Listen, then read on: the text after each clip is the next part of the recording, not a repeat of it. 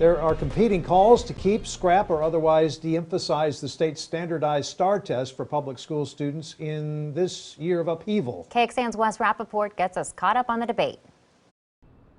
In a Friday letter to the Texas Education Commissioner, this coalition of education and business leaders says the state should keep the STAAR, but only to help track student performance. That data will be valuable in the context of the classroom, in the context of the relationship between teacher and student and parent. Those superintendents, however, also asked the state to pause accountability ratings. It's those A through F scores each school gets based on student performance, including the STAAR test. Education Commissioner Mike Morath expressed support for keeping the test at a State Board of Education meeting Wednesday. Absent a STAAR test, you're not going to have sort of a valid, reliable view of grade level mastery of student skills. But a bipartisan group of nearly half of the Texas House called for the cancellation of the spring exam. You've got their own teachers and their own grades in class to use to figure out where a student is.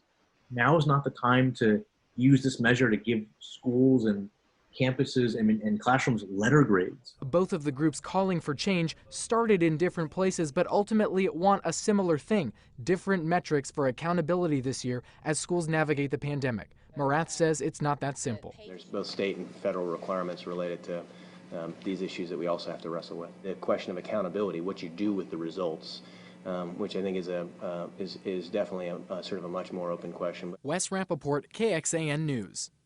Governor Abbott waived STAAR testing requirements this past spring when the pandemic took off, but has not weighed in yet on the status of the exam for the 2020-2021 school year. A lawmaker wants the state's top education job to become an elected position. As it is, the commissioner of the Texas Education Agency is appointed by the governor. Mike Morath was appointed by Governor Abbott in January 2016. Today, Representative Gina Hinojosa filed a bill to change that. She told KXAN that issues created by the coronavirus pandemic have magnified the need for the state's top education official to answer to voters. House Bill 613 would create a 4-year term for the education commissioner, who would be elected by voters during a general election for state and county offices. The TEA commissioner has incredible authority to decide policy for our public schools, that it has the force of law, and it's one person.